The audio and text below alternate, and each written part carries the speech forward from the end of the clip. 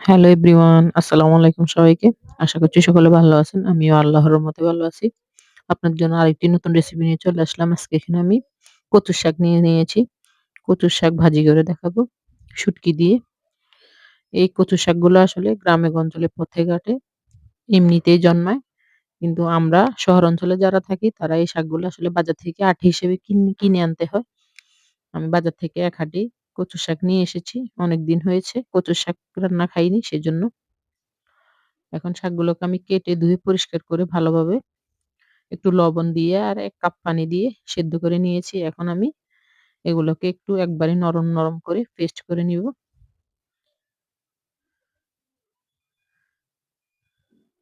এভাবে ঢাকা দিয়ে রেখে দিলে এগুলো একবারে নরম পেস্ট হয়ে যাবে।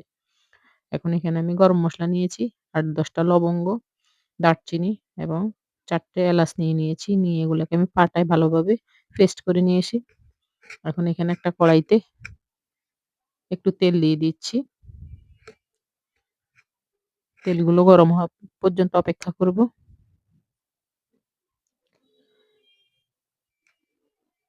এই কচু শাকটা কিন্তু স্বাস্থ্যের জন্য অনেক ভালো। এটাতে প্রচুর পরিমাণে পুষ্টিগুণ আছে। এখন এখানে আমি পেঁয়াজ কুচি এবং মরিচ কুচো করে দিয়ে দিয়েছি। এগুলো একটু লাল হওয়া পর্যন্ত আমি অপেক্ষা করব। একে, একে এখানে সবগুলো মসলা এখন দিয়ে দিব। রসুন বাটা দিয়ে দিলাম ২ চামচের মতো।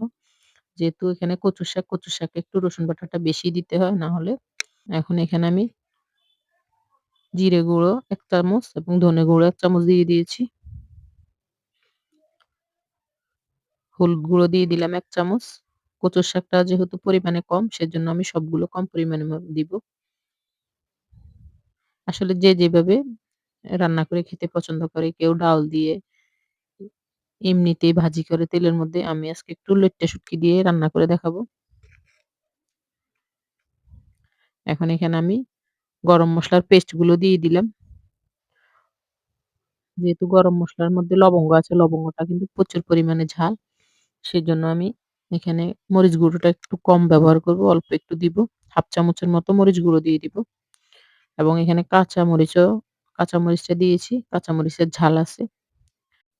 এখন সবগুলো মসলা আমি ৫ মিনিট ভালোভাবে ভেজে নিব। এই যে আমার মসলাগুলো কিন্তু ভাজা হয়ে এসেছে।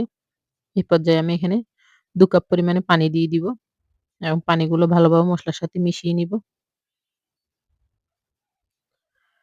এখন পানিগুলো ফুটে ওঠা পর্যন্ত আমি অপেক্ষা করব। এখানে আমি শুটকিগুলোকে একটু টেলে ভালোভাবে ধুয়ে গরম পানি দিয়ে পরিষ্কার করে নিয়েছি। এখন আমি দিয়ে দিচ্ছি। আমার পানিগুলো কিন্তু ফুটে উঠেছে। এখন এই মসলার পানিগুলোতে আমি শুটকিগুলো ভালোভাবে কষিয়ে নিব।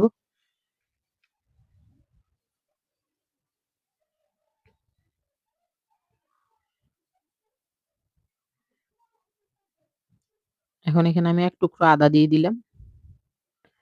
কচু শাকের মধ্যে আপনারা কিন্তু মাংসের মসলা সবগুলো দেওয়ার চেষ্টা করবেন, তাহলে অনেকটা টেস্টি হয়। এখন এখানে আমি অল্প একটু লবণ দিয়ে দিলাম। কচুর শাকে কিন্তু আমি আগেই লবণ দিয়ে দিয়েছি, এজন্য এখানে আমি একবারে অল্প পরিমাণে লবণ দিয়ে দিয়েছি।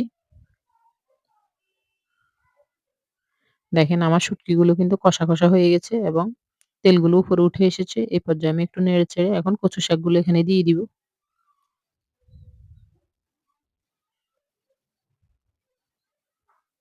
এভাবে একবার হলেও বাসায় আপনারা কচু শাক ভাজি করে খেয়ে দেখতে পারেন। আশা করছি ভালো লাগবে।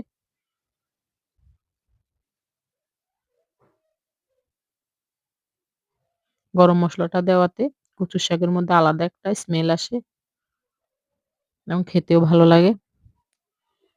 আমাদের বাসায় যখনই কচু শাকটা রান্না করি, আমি একদম সব মসলা দিয়েই রান্না করি। গরু মাংস রান্না করার জন্য যত রকমের মসলা লাগে সবগুলো মসলা দিবেন। তাহলে কিন্তু অনেকটা টেস্টি হবে। ভিডিওটি ভালো লাগলে অবশ্যই লাইক, কমেন্ট, শেয়ার করবেন। দেখেন আমার কিন্তু কচু শাক রান্না হয়ে গেছে।